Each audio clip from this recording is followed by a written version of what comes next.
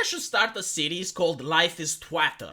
So you can see the type of people and how they interact on this wonderful social media platform, which is Twitter. I gotta say, though, I don't think Twitter is the worst social media. I used to think that, but then came in TikTok and completely changed my mind. It's like, okay, it can be worse. But still, like, this is normal, right? Like these are the individuals that corporations cater to. This is what they mean when they say the modern audience. And here's an example. You got Vara Dark, right? A fellow content creator. She's a cultural critic like myself, does her own thing. And, you know, she's a woman with red hair, and she basically tells the culture that, no, this is not what women want. There are many women like myself. Look how many subscribers I got. You're talking shit.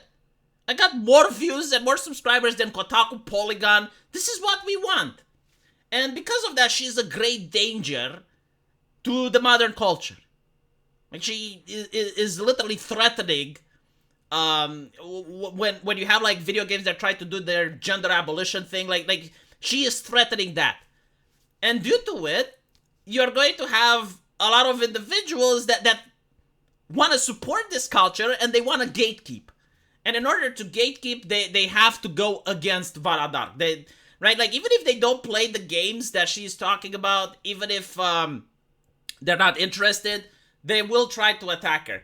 So here you have Vara Dark saying that rated M for ma'am, these designs just highlight how little developers understand their audience.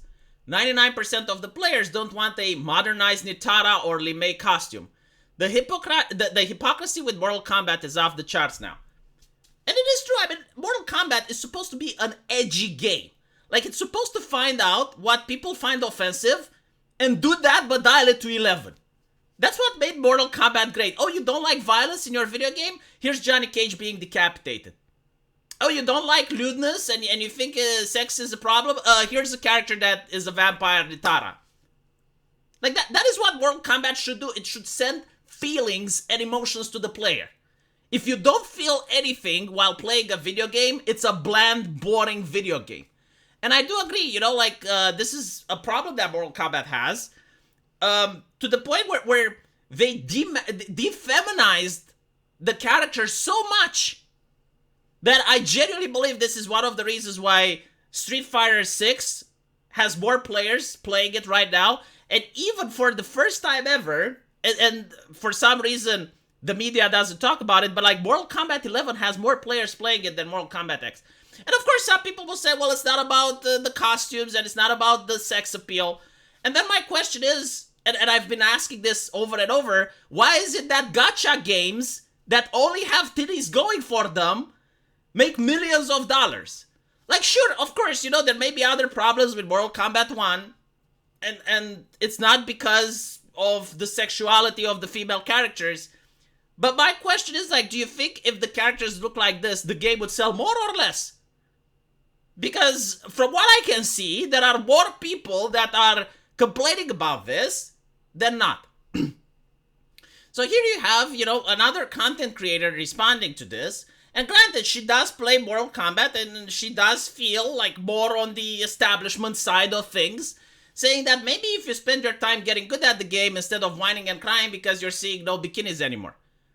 But the question is, it's like, okay, so if you do show bikinis, would this person still play the game? And I feel like if she's a fan, yes, she would. But at the same time, if you remove bikinis, would more people not play the game? And the answer is yes. I genuinely know people, a lot of them in fact, who have chosen not to buy Mortal Kombat 1 because they removed the femininity from it. Because the developers have decided to become activists. And in their decision to become activists, they have removed something that people who played Mortal Kombat liked, which is sex and violence. This is what sold the game. Sex and violence. You still keep the violence, which is fine, but if you remove the other selling point, you're going to lose customers. I don't think you're going to lose customers if you add the sexiness in. Because there are so many other games that have the sexiness in, and they manage to outsell Mortal Kombat. So I genuinely do not think that this lady would stop playing if they were to return the original characters in the game with their designed costumes and designed outfits, right? So while she may go, oh, Vara Dark, oh, maybe get good, like, okay, fine, but I guarantee to you, you will not stop playing.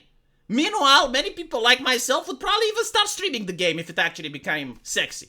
Like, it's ridiculous. Like, you have a game where the mother, Sindel, can perform a fatality on her daughter, Kitana, or vice versa, like gruesomely murder each other, and you think that's acceptable, but if you show some Kitana ass, or if you draw Kitana with burning hips, and her original character, you're telling me, oh, that's too far. That's too much in a mature game. Rated M for mature, that is something that the adults can't handle.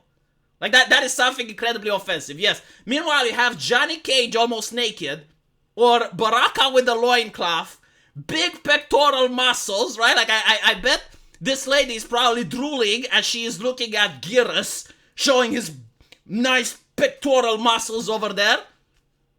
And they will say, well, no, that's a male power fantasy. Is it? Have you asked the men? Do the opposite then. Make all the men feminized, and then make all the women super feminine. You know, like South Korean makes their games.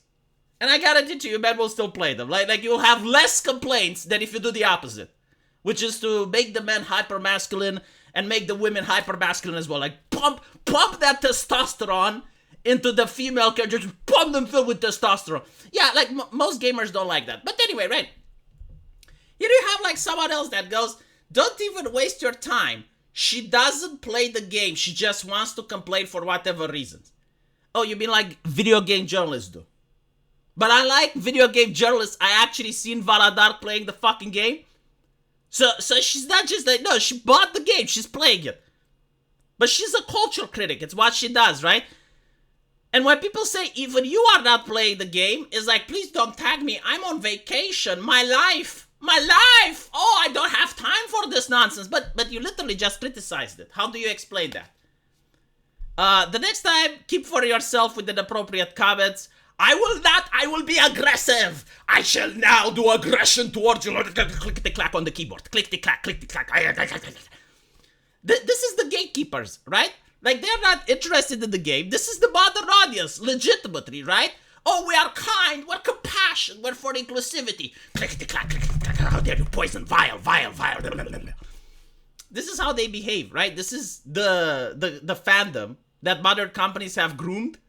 And unfortunately, this type of behavior is encouraged by the corporations. They make fandom so toxic. And this is like another reason why people do not support these changes, is because whenever I see these changes, I think of these individuals. And these individuals are so toxic and so annoying that I do not understand why I should spend my money in order to give them what they want. And they don't even play the game. I don't believe that this person knows even what the Nitara is. Anyway, let me know what you guys think. And as usual, I will see you in the comment section. Take care.